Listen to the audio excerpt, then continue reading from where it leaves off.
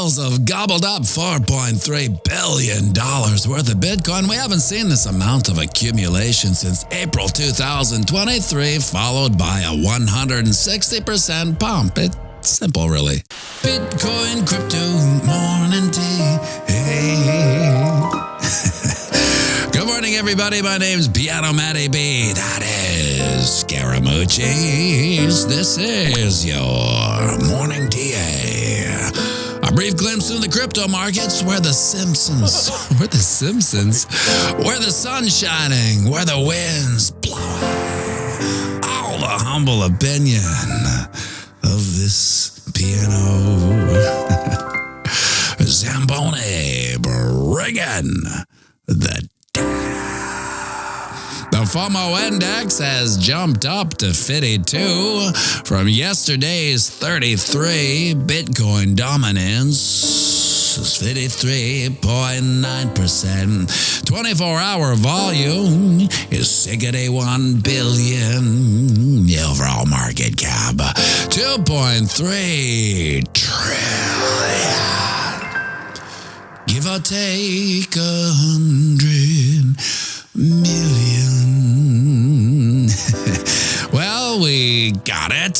We finally witnessed price action explode out of the gross 50s. But we talked about this, so it should have come as no surprise to anyone in this boutique community. When Bitcoin price action, well, she had a little bump. Blow past her, our next bullish goal for the week would be to retest our old channel of eternal monotony support line, now acting as resistance up at 1.1. Today's goal would be to carve out and close this candle above the 200, and if I say if she's so darn tootin', continue up to test our old channel of eternal monotony support, now acting as resistance at 1K. Now if I say if we can blow past that checkpoint, really is smooth sailing back up to our old channel of eternal monotony support, now acting as resistance at 1.8. Now my heartbreakingly bullish scenario for this week would be to pump up and close this candle at or above 62.6. Lord love a duck. She didn't do just that. After retesting our channel of ascension support Friday morning, the bullish winds of change moved in. Price action started pumping. First up to our channel of ascension's resistance, where we bumped our heads on for a good half day until we broke above and continued up and over our old channel of eternal monotony support, which was acting as resistance, peaking out at 63.2 and has petered down to at a time of production 62.6, planting us above all three moving averages.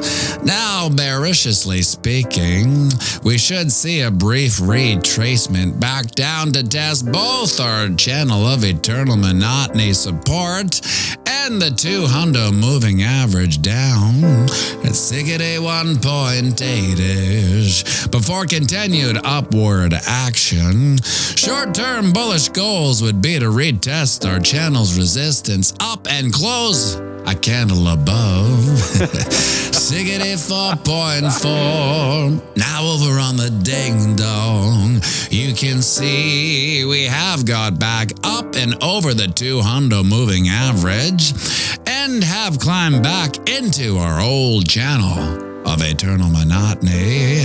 My bullish goals for the week would be to continue up and test some headwinds.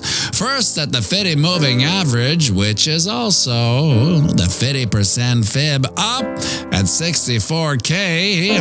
After that, I'd like to see a retest of the 38.2% fib up at 65.8. And if she's so done tootin', an old-fashioned retest of our channel's resistance way up at 68K. Quick look at the Wookiee. Sees we did. Close the candle hella green, breaking our 4-week red candle bearish trend. Bullish goals on this chart would be to close this week's candle at or above our channel's resistance at 65.3, which is a 4% pump from here. Very doable. Amidst these bullish winds of changes. That a dad alert? Yes, it is. Seems we have hidden bullish divergence on the RSI as price action, well, made higher lows, while the RSI has made lower lows. Normally, I don't mention hidden divergence, but it has an extra sprinkle of bullishness when it develops on the weekly chart, adding another bullish feather in our hat, signaling we just might see more upward action. Yeah, would you look at that, my friends? The sun's up. It's another beautiful day here on planet Earth, a day none of us are guaranteed. Yeah, we're lucky enough to have anyway, so get out there, knock 'em dead, and remember, we're playing the same game as our psychopathic elected leads. That's right, it's the long game. So zoom out and have a fantastic day. And we'll be going live right away, so grab yourself a coffee. Join me for a quick one, and by all means, sing it with me now. I'll run the banks of boom to spang, Bitcoin, crypto, morning tea. Hey, whoa, cha-cha-cha-ching.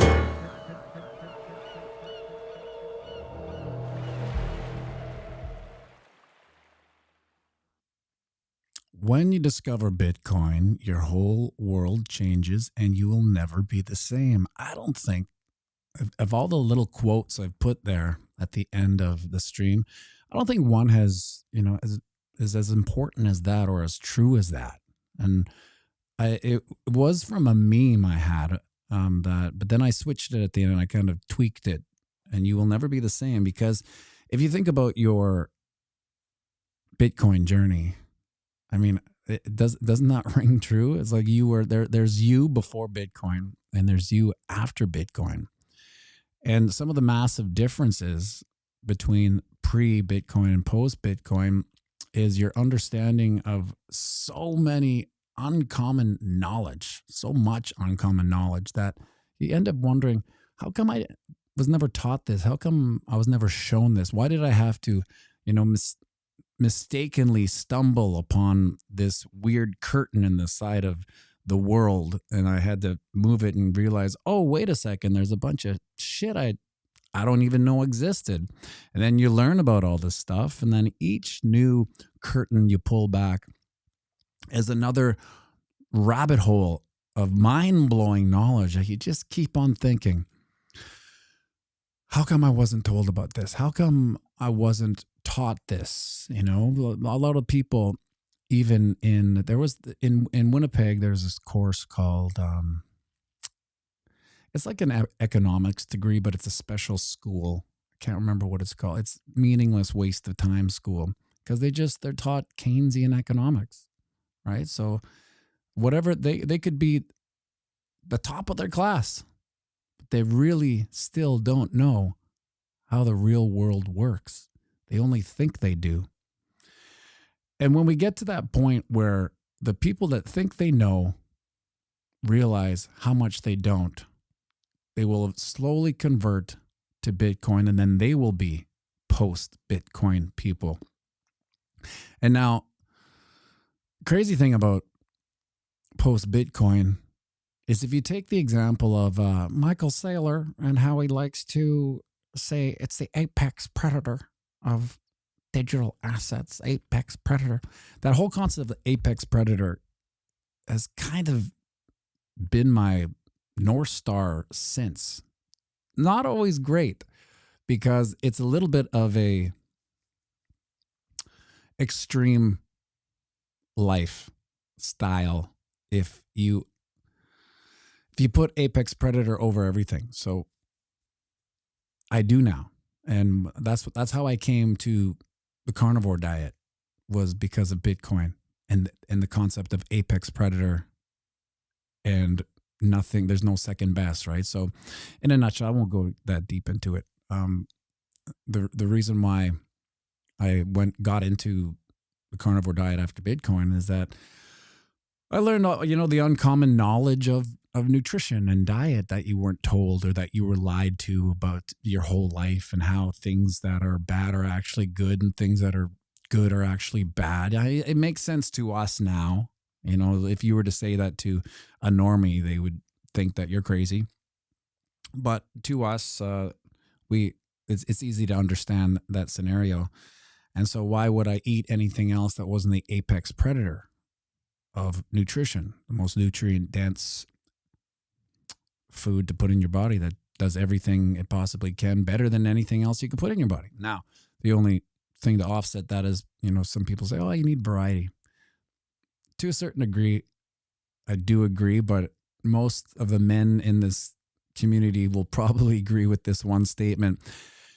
Men can generally, left to their own device, eat the same thing day after day, wear the same thing day after day, and basically live in a big empty house with a mattress and a TV and their computer. What's going on with this chat window? It seems a little... See if I can fix it without screwing everything up. Yes. So it may be hard to believe that, you can eat one thing every single day. But I mean, before this, I would go on crazy tangents where I would just eat the same thing all the time, just out of convenience, really. And I don't really need to eat that much variety. If I like it, I'll eat it every day. Now, agree with me or disagree with me in the comments if you understand that concept of eating one thing all, when you're younger and, you don't have as much money or variety, you end up going to the same thing anyway. And now it's just, for me, it's steak. That was supposed to be short-winded. It got a little long, though. I like to keep those ones short just so it doesn't... Why doesn't this button always work? We're on a live stream. This works. When it's not a live stream, this button, boom, works instantaneously. 4-hour chart. Well, Lord love a duck. If we didn't do... Remember we said last week, we're going to probably... We got rejected from this channel of Ascension's resistance, and we go, oh, we'll probably go back and retest support, and bing, we did. Right here we said if we don't, we want to get that bounce, or we might get the Bitcoin waterfall, just like we had back up here. We didn't get the bounce, Bitcoin waterfall. Whoosh. But we did. And amidst, I would say, what was that? To me it seemed like 6 months, but it was probably a month or two of just complete sideways action. We ended up having a little bit of a pump, and then boom, last night I remember going to bed thinking we finally got a big pump. And I didn't want to look at it. I was excited because I like going to bed and then waking up, around 2 a.m. and then checking the phone. Where is it? And I saw that we were at that point, I think we're at 63, just coming up. Now, under normal market conditions, let's draw this in just for posterity's sake. We would expect a little bounce right here, right?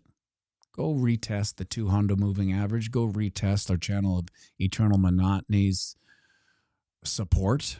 see if she holds. That's what we do. That's how the market works normally. Now, the reason why I said it's the most important signal, and I went to upload that picture. It's a liquidity graph, basically. And for some reason, I labeled it differently. I couldn't find it last second. Started scrambling. That's why we were, 30 seconds late on the stream. I had to ditch it though. But if you go back to the channel thumbnail, that's essentially the liquidity chart. And we can get all fancy about all kinds of cycles. Bear, bull, 4-hour chart, monthly, MACD, RSI. We can go in depth of all these moving averages. Really, at the end of the day, everything exists within a liquidity cycle. I call it the bathtub cycle. So how much water is in the bathtub?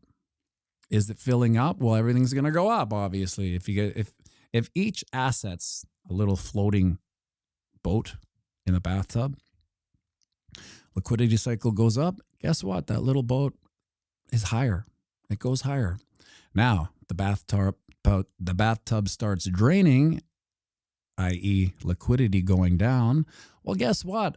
Every single boat is going to come down. There is no upward action in low liquidity. So what that thumbnail represents is a bottoming of the liquidity cycle and an inversion of it. So, I mean, we could come down a bit, but based on that chart, I kind of think that liquidity is about to be injected back into the global macro market, and that is where we see these massive gains. Now, a bull run will exist with limited liquidity, but with the advent of liquidity coming back into the global market, I think it's coming now, that is really the major catalyst for the bull run. Without it, we would have a little bit of a mitigated bull run, but with it, Randy Hipper, good morning.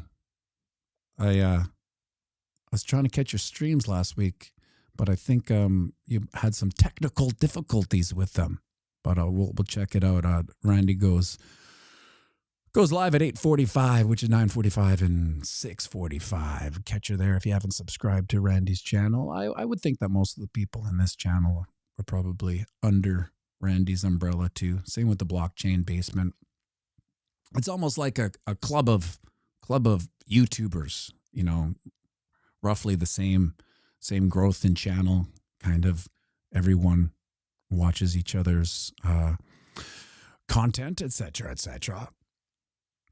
So yes, the most important signal is liquidity coming back into the market. I mean, if you really go back and you look at that liquidity graph, you will see that the bear market began as the liquidity exited the bathtub. And little boats in the bathtub slowly sunk down. And we can get fancy about everything, but really, it's the liquidity market. So remember that when you're wondering why things aren't moving or why they stayed there for some of the how come this bath isn't getting bigger, isn't getting deeper? Well, there's no liquidity coming back, and until it does, nothing's going to change. And I feel like we might have had that green light being pushed amongst all the crazy backdrop geopolitical with Trump and everything that went on this weekend. It was really one of those defining moments of maybe a decade. We will all never forget this weekend. And it could be the catalyst that starts, it was a catalyst that started this initial pump. Now, we want to make sure on the ding dong that we stay above. We finally got above the 200. So, that was a gift. We will look back at this as a gift to get in while you can before the spaceship blasts off to the moon. We will probably not go under the 200 again. I don't like saying that because I feel like I jinx it, but historically, once you're above the 200, You know, especially as a retracement test, which this is, just a support test, and we're back up. It's usually good to go, but we want to stay above this channel of eternal monotony support, which is 61.1-ish. Now, to retrace back to that, it's not that far. So it's a little bit dicey. It's just it's roughly a 3% bingo bango down to retest. Now, it wouldn't be crazy to retest that either, right? What we like to do, look at all these retests.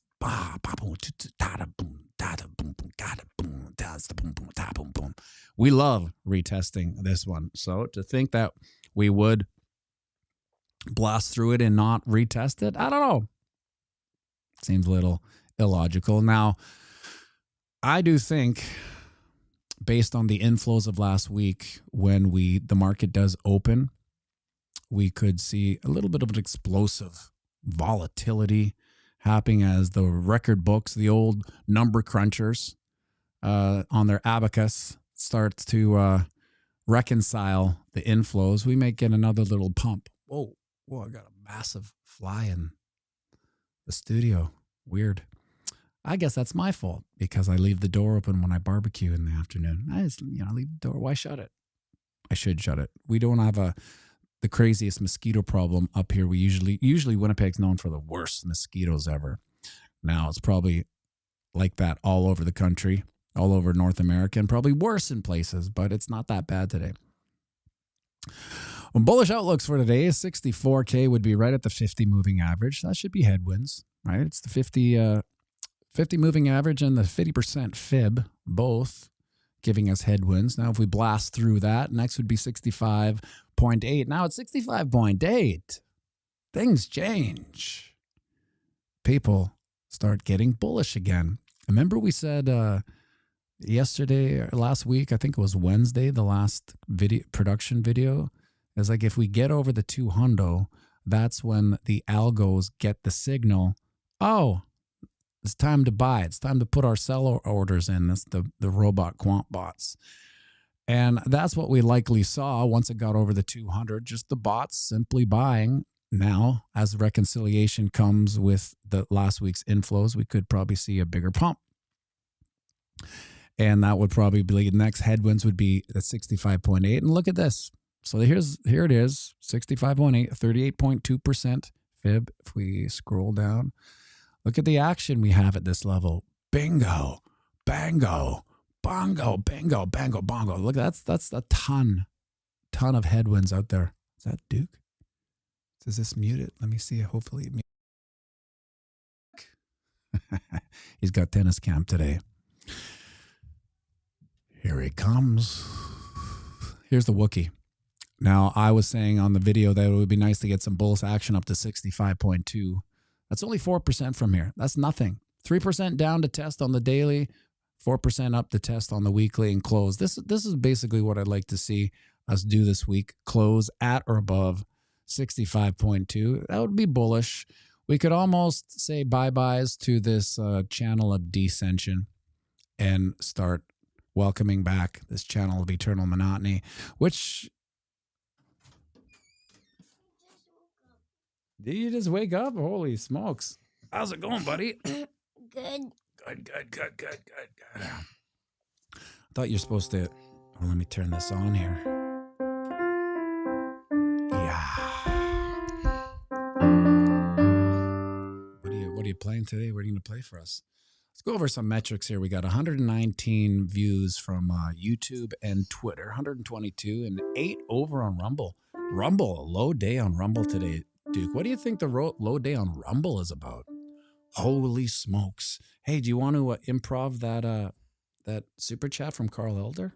Hey, the likes people hit all day long. Hit likes. You can't just stay on one chord. Listen to this song. Try it again. Start on C. Hit the likes, people. Hit it all day long. Hit the likes while you listen to the song. Not bad. Good start. Good start, buddy. Hey, it's the Wicks. Look, it's Wick and Wick's wife. And Wick's wife's husband. You know the Wicks, don't you? Thank you for the super chat, Carl Elder. What are we going to do? Look Can at I play this song? Terry Crow says he missed your talented Tootsies. Okay, well, this is a song that Duke's been working on. It's an instrumental, so you're going to have to sing because... Why don't we put on that cool little sound you had?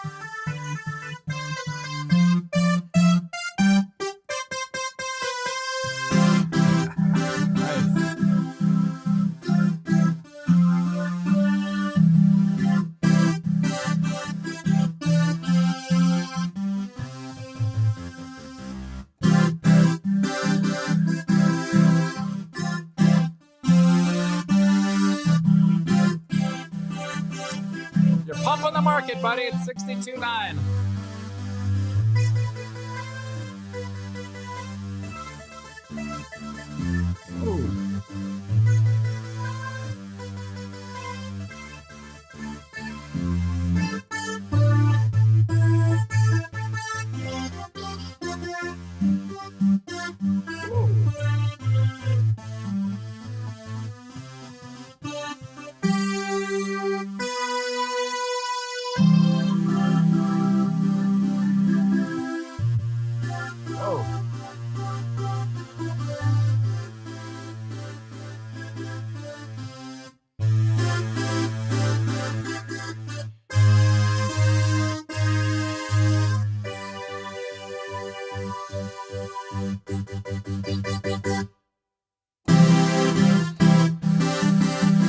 Nice job, buddy.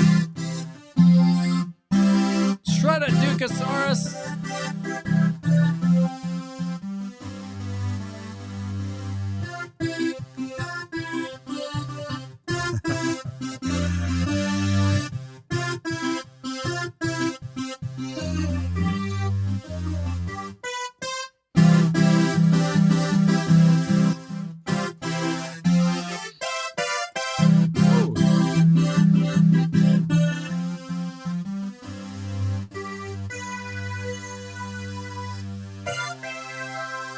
Nice Stop work. acting like you don't know this song. Well, I didn't know where you were going. I didn't know it was going to be an epic saga, 5 minutes long. Nice job, buddy. Good. Dude's been working on that on his own. No, that was 8 minutes. 8 minutes long? I don't think so. You pumped the market a bit. It got to 62.9. Got a super chat from Wick's wife's husband said, shred it, Dukeosaurus. And Multisig Dummy asked, can you play a crypto song? So why don't we play the little bit of Loneliest Lamborghini.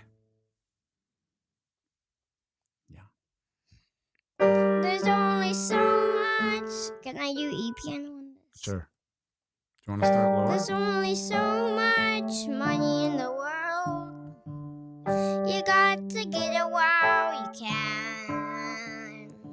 I tried to tell them, but you just can't save them all. Just can't save them all. The minds are closed. The chance is blown. 'Cause that's why I am the loneliest Lamborghini in the world. I know my life will never be the same.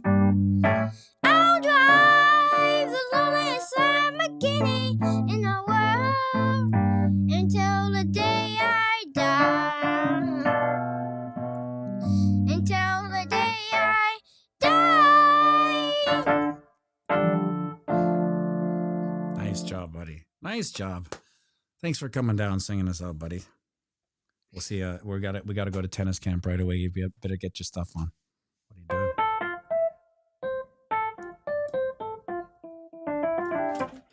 Whoa. Thanks, buddy. Wow. Well, would you look at that? Would you look at that? He's been working on that song for a long time. Upstairs on his own, which I like because I usually have to like twist his arm to play, but now he's kind of going on that next level where he's, learning by himself. Unbelievable. See what happens today. I'm excited. Even if we get that little retest down to support, who cares? This is how the market corrects itself, right? So we could blast off. We could have that little bit of a retracement. Either way, have a great day. Hope everything goes your way. Make sure you like and subscribe.